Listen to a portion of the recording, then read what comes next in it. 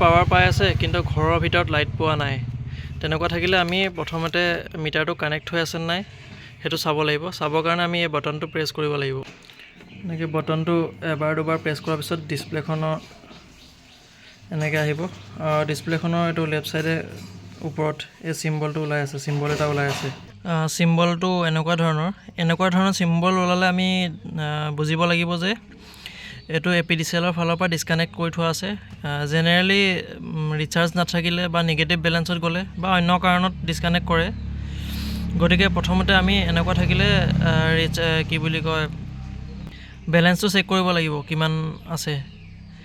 বেলেঞ্চটো চেক কৰিবলৈ মাই বিজুলী এপ নহ'লে APDCL প্ৰিপেইড বেলেঞ্চ চেক বুলি গুগলত চাৰ্চ কৰি প্ৰথম লিংকটোত ক্লিক কৰিলে চাব পৰা যায়।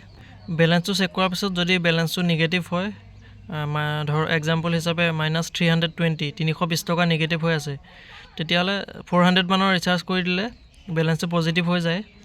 বেলেঞ্চটো পজিটিভ হোৱাৰ আধা ঘণ্টামানৰ ভিতৰত জেনেৰেলি কাৰেণ্টটো কানেক্ট হৈ যায়।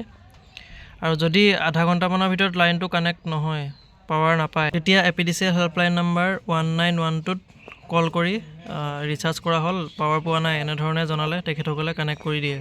আৰু ছেকেণ্ড কেছটো হৈছে ইয়াত আমি ডিছপ্লেখনত যদি চাওঁ, ইয়াত চিম্বলটো যদি এনেধৰণে ওলায়, এই চিম্বলটোৱে কানেক্টেড বুজায়, অৰ্থাৎ APDCLৰ ফালৰ পৰা লাইটটো কাটি থোৱা নাই বা ডিছকানেক্ট কৰি দিয়া নাই। এনেকুৱা হৈও যদি ভিতৰত পাৱাৰ নাপায়, তেতিয়াহ'লে সেইটো মিটাৰৰ পৰা বাহিৰলৈ কাৰেণ্ট পাছ হৈ আছে। গতিকে ঘৰৰ MCB আইচলেটৰ বা অন্যান্য ঘৰৰ ভিতৰৰ ৱাৰিংবিলাক চালেই তাৰ প্ৰব্লেমবিলাক নিজে কনজিউমাৰে ঠিক ঠাক কৰি ল'ব পাৰে। Thank U.